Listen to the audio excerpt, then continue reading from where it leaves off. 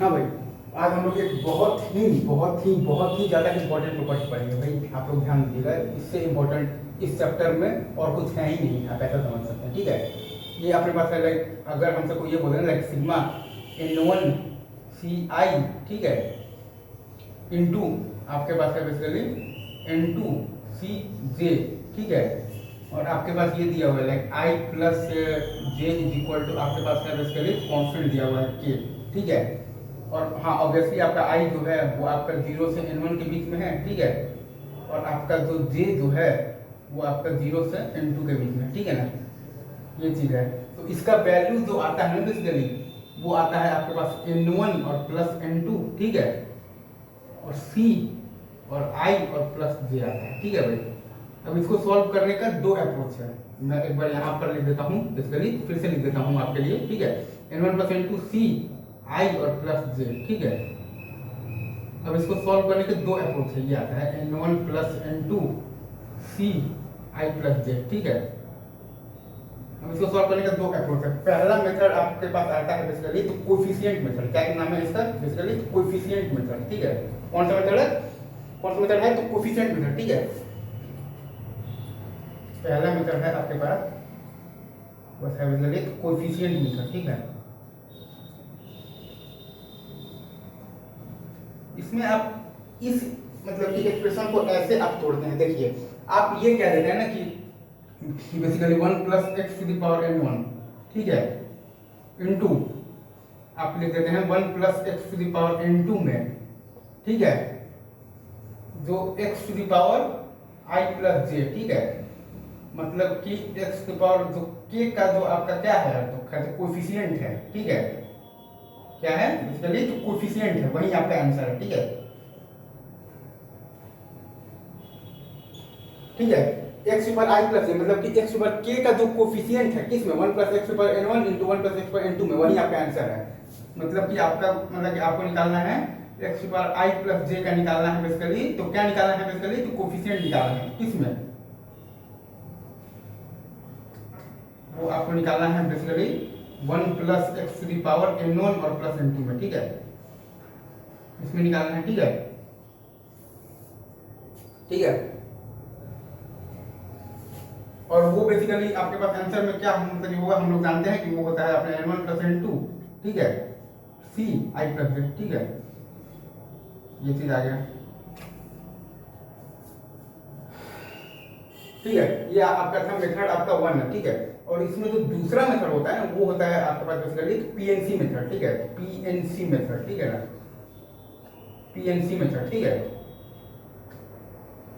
मतलब आप समझ रहे कि इससे मतलब कि इससे ज्यादा इंपॉर्टेंट कुछ है नहीं इस चैप्टर में, ठीक है। PNC मेथड, PNC मेथड आपको ये कहता है ना लाइक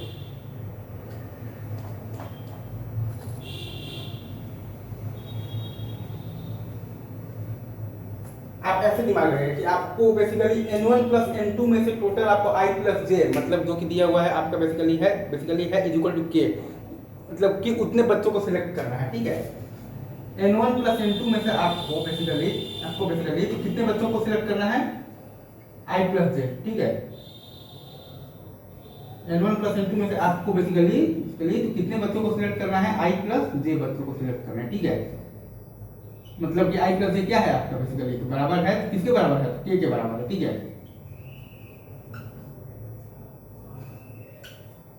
मतलब इट्स लाइक कि आप बेसिकली जो टोटल N1 प्लस N2 बच्चों का ग्रुप है ना उसको आपने बांट दिया है दो ग्रुप्स में, ठीक है।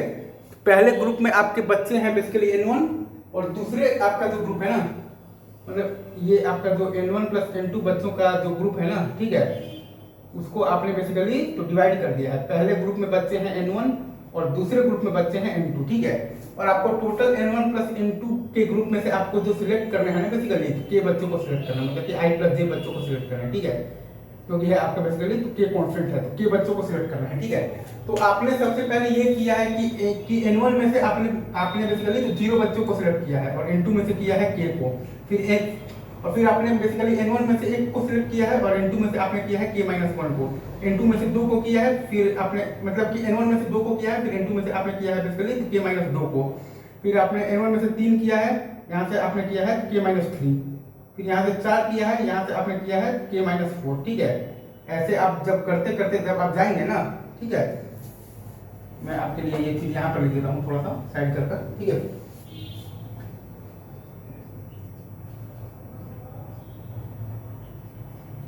ये ठीक है,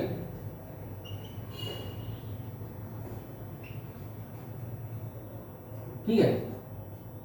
फिर आपने यहाँ से किया है 5 और यहाँ से किया है आपने बेसिकली k-5, तो डॉट आपने बेसिकली लास्ट में आ गया कि यहीं से कर लिया है k और यहाँ से कर लिया है 0।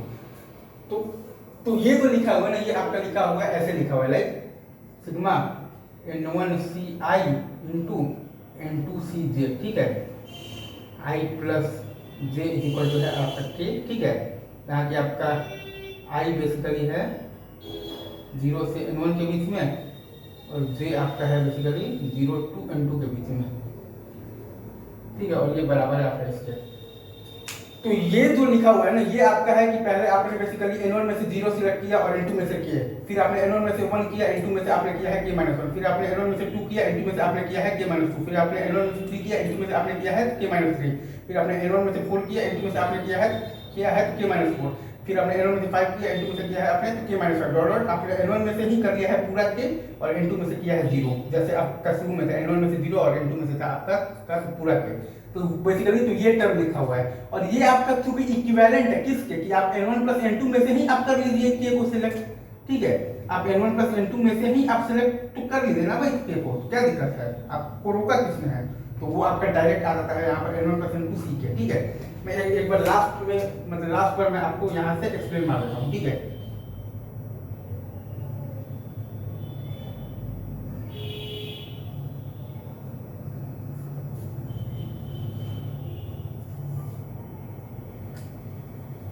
ठीक है,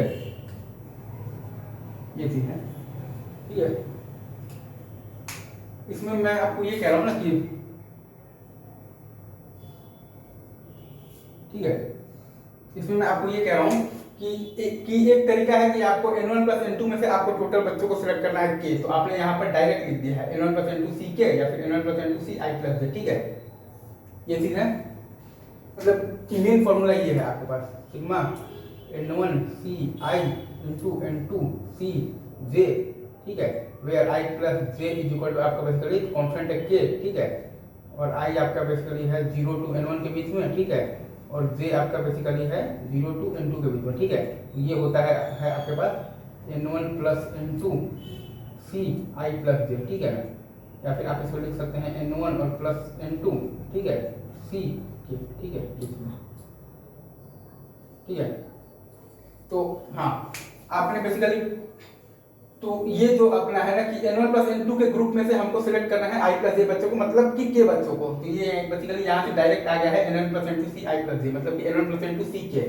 और ये तरीका है कि आप पहले n1 में से 0 किया और n2 में से ही आपने कर लिया है पूरा k, फिर आपने n1 में से 1 किया और n2 में से ही आपने कर लिया है k-1, फिर n1 से 2 किया और फिर वहां से किया आपने k-2, फिर 3 k-3, 4 k-4, 5 और आपका है k-5 डॉट आपने लास्ट में आ गया कि n1 में से ही आपने मतलब कि पूरा कर लिया है और n2 में से है आपका 0। तो ये ऐसे लिखे हैं और ये आपका जो बेसिकली इक्विवेलेंट है कि आपने बेसिकली n1 प्लस n2 में से ही आपने i प्लस j मतलब कि k सिलेक्ट कर लिया है, तो आपका यहाँ से डायरेक्ट आ गया है n1 plus n2 c i plus j मतलब कि n1 plus n2 c k। तो ये दोनों ही तरीके से आप चीज़ों को याद रख सकते हैं, ठीक है। ये चीज़ मतलब कि आपके पास तो कुल मिलाकर जो फाइनल जो रिजल्ट आया वो बहुत इंपॉर्टेंट है। आप चाहे तो आप ये मेथड से भी कर सकते हैं, तो कोफिशिएंट मेथड से, और नहीं तो आप चाहे मतलब i प्लस या फिर आप इसको ये भी लिख सकते हैं n1 प्लस n2, ठीक है, ठीक है, c, ठीक है। तो आप चाहे तो ये रिजल्ट जो लास्ट में मैं आपको अच्छे से लिखवा देता हूँ जो आया है ये पूरा, ठीक है।